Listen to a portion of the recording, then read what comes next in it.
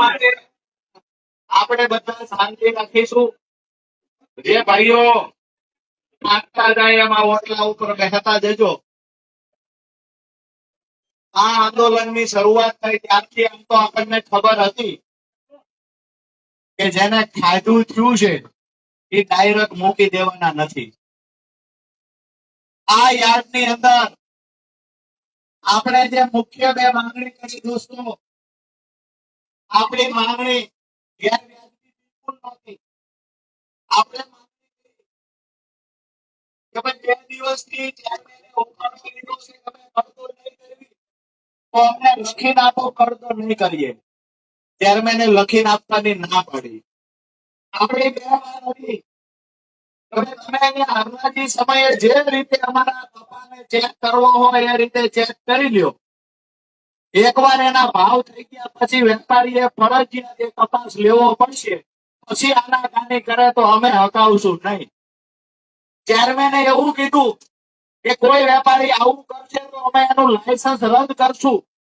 આપણે કીધું લેખિતમાં આપો, તો કે લેખિતમાં નહીં આપવું. આપણી બીજી માંગણી જે હતી એ પણ એકદમ વ્યાજબી હતી કે ગુજરાતના કોઈ માર્કેટિંગ યાર્ડમાં એવું કહેવામાં આવતું નથી હરણાજી થઈ ગયા પછી ખેડૂત પોતાના ખર્ચે વેપારીના ગોડાઉને કપા નાખવા જાય. આવું તો ક્યાંય કહેવામાં આવ્યું નથી. તો માત્ર બોટાદ માર્કેટિંગ યાર્ડમાં જ આવું શું કામ? આપણી બીજી માંગણી એ હતી કે બોટાદ માર્કેટિંગ યાર્ડમાં અમારો કપાસ અમે ખાલી કરી દઈએ, પછી અમારા ખર્ચે હરણાજી થયા પછી આ દરવાજા બહાર અમે કપા નીકળી જઈએ. મારી માંગણી બંને વ્યાજબી હતી ને? ઊંચો હાથ કરતા દોસ્તો, આપણે માંગણી કરી એકદમ વ્યાજબી માંગણી છે, લીગલી કાયદેસર આપણી માંગણી છે. પરંતુ અહીંયા ચેરમેન ખેડૂતોની વાત સાંભળવાની જગ્યાએ અહીંયાથી ઓફિસોને તાળા મારી ભાગી ગયા છે. અહીંના ડિરેક્ટરો હવે તો મોટા ઉપાડે કહેતા હતા કે રાજુભાઈ આવે એટલે બધા જવાબ દઈ દેવા છે. ડિરેક્ટરો ભાગી ગયા ઘરે. વેપારીઓ જેને કરતો કરી કરીને ખેડૂતોના પરસેવા લોહીની કમાણી ખાઈ ગયા છે, ચૂસી ગયા છે, એવા વેપારી અને કમિશન દલાલો પણ પોતાના ઘરે જતા રહ્યા છે. અહીંયા વધુ તો વધુ કોણ? આજે ખેડૂત વધ્યો અને એ ખેડૂતના દીકરા એટલે કે જવાન પોલીસ વધ્યા. અહીંયા બાપ દીકરાને હામાં ભેળવી દેવાનું કામ ભાજપના મળતિયા વેપારી અને ભાજપ સાથે દોસ્તો.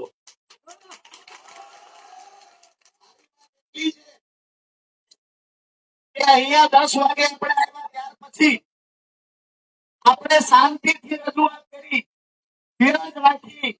ચેરમેન સાંભળવા આવ્યા તો આપણે ચીચિયારી ન કરી. આપણે કીધું ભાઈ અમારા મહેમાન છો, તમે આવો, સાંભળો, ખેડૂતોની વેદના સાંભળો. ચેરમેન વેદના સાંભળવા આવ્યા પણ વેદનાની દવા કરવાની રજૂઆત કરી છે. આપણે ચેરમેન પાસે સમય નથી. ચેરમેનને કોઈને પૂછવાનું છે ભાજપના ઉપરના નેતાને કે અમે કરતો કરવાનું બંધ કરીએ કે કેમ?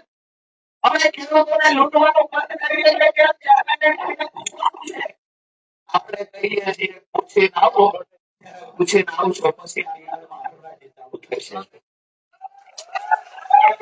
દોસ્તો, તમામ મિત્રોને વિનંતી કરું છું કે આ લડાઈ હું ઘરેથી નીકળ્યો.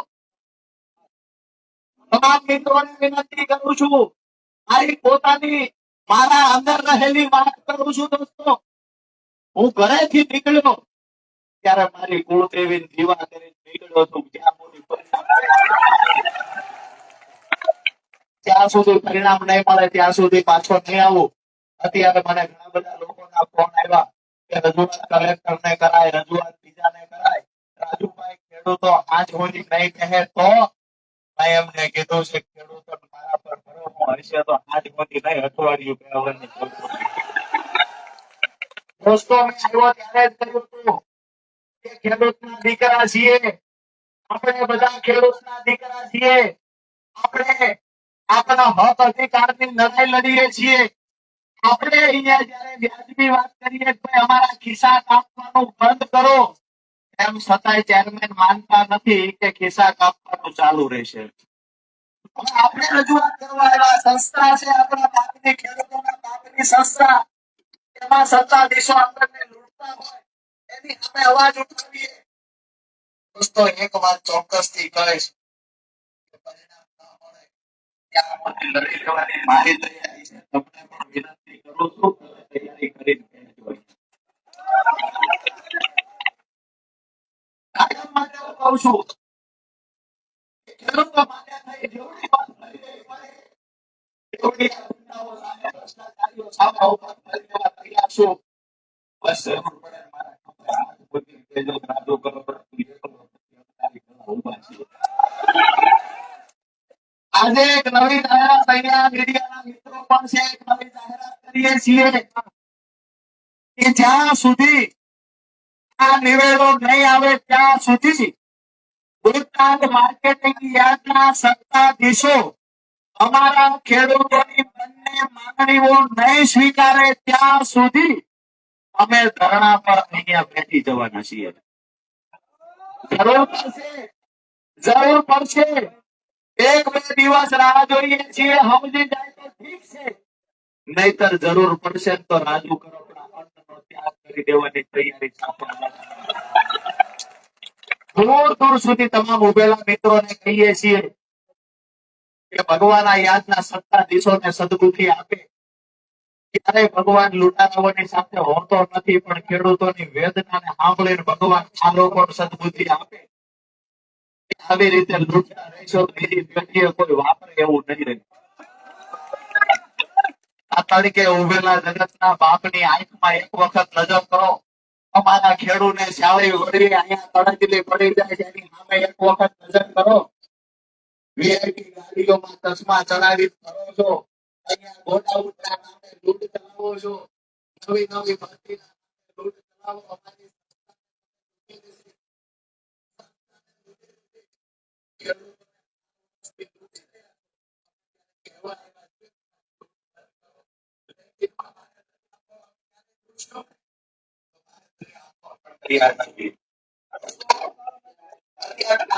વ્યવસ્થા થઈ ગઈ છે. હવે આજે સાંજે આપણે આ જગ્યા જે થવું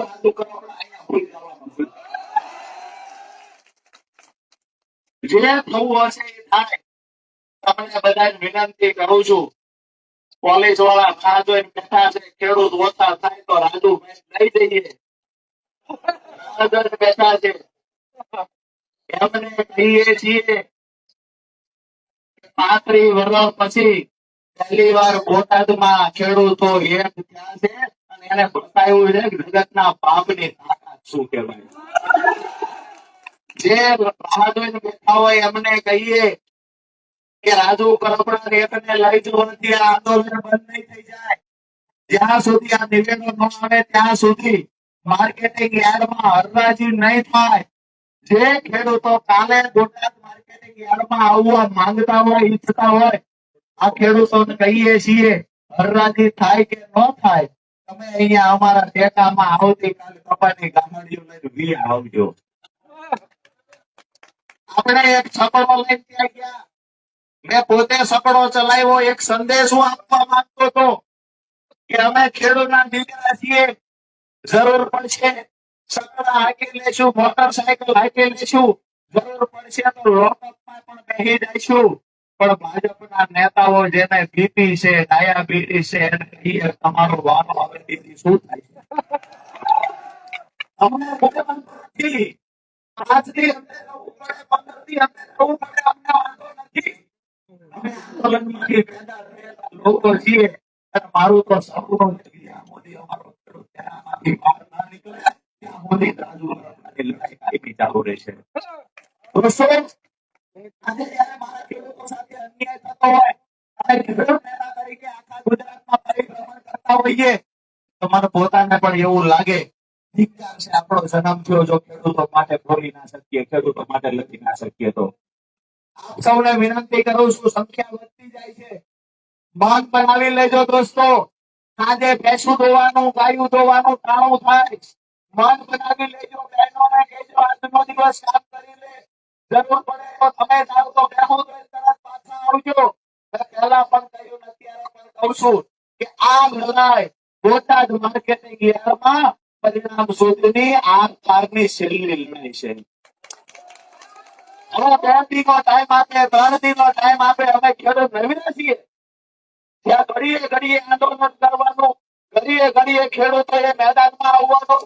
આ વખત મેદાનમાં ઉતર્યા છીએ, ત્યાં સુધી પરિણામ ના મળે ત્યાં સુધી મેદાન મૂકવા નથી. બધા તૈયાર તો છો ને? બે હાથ ઊંચા કરીને કહેજો તૈયાર છો? તો રાજુ કરપડાની તૈયારી છે. 2 દિવસમાં અમને સદબુદ્ધિ આપે ભગવાન તો ઠીક છે, 2 દિવસમાં સદબુદ્ધિ ન આપે તો અન્ન પકવનાર અમે ખેડૂત, હું રાજુ કરપડા 2 દિવસ પછી અન્નનો ત્યાગ કરીને બેસી જવાનું છું. આપ સૌને વધારે ભાષણો અમે નહીં આપીએ. આવેલા તમામ મિત્રો અહીંયા ભાષણો આપશે, વાત કરશે. દોસ્તો, આ લડાઈ આખા ગુજરાતમાં એક મેસેજ આપવાની છે. આ લડાઈ આખા ગુજરાતને એક સંદેશ આપવાની છે. તમામ જગ્યાએ આપણા ખેડૂત ભાઈઓ જ્યાં જ્યાં લૂંટાતા હશે ત્યાં લોકો જેવી રીતે અમે કહે છે કે વિસાવદર વાળી થશે, જ્યાં ખેડૂતોને કોઈ લૂંટશે ને ત્યાં આવતા 50 વર્ષ સુધી લોકો કહે છે બોટાદ વાળી થાય છે.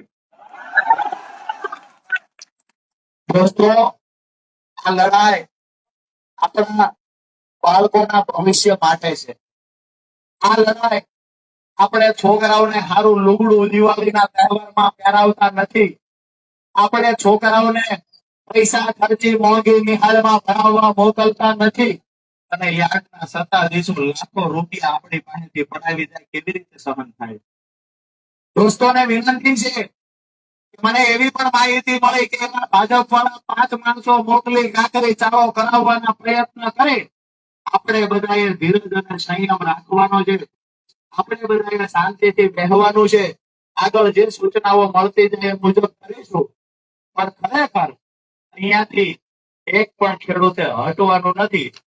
ચાહે જેટલા બી દિવસ લડવું પડે. હું અત્યારે જ લાઈવના માધ્યમથી મારા આજ સાંજના ચોટીલાના મદાવાના અલગ અલગ જે કાર્યક્રમો હતા એ અત્યારથી જ રદ જાહેર કરી દઉં છું. આજ પછીના જે મારા કાર્યક્રમો છે, જ્યાં સુધી આ પરિણામ નહીં મળે ત્યાં સુધી મારા તમામ કાર્યક્રમો રદ કરીએ છીએ. હવે પ્રદેશ નેતૃત્વ સાથે વાત કરી અને સાંજે જે નિર્ણય લેવાનો થાય એ નિર્ણય લઈશું. પણ મારી તમામ બોટાદની જનતા, બોટાદ જિલ્લાના આજુબાજુના તાલુકાના ખેડૂતોને વિનંતી છે કે આ લડાઈ કોઈ રાજકીય પાર્ટીની નથી. આ લડાઈ આપણા દેશના બાળકની છે. આ લડાઈ આપણા ખેડૂતોની છે. અને આ ખેડૂતોની લડાઈ આપવા માટે દૂર દૂર સુધી જે મિત્રો જ્યાં સુધી પરિણામ ન મળે ત્યાં સુધી આ લડાઈ ચાલુ રાખીએ.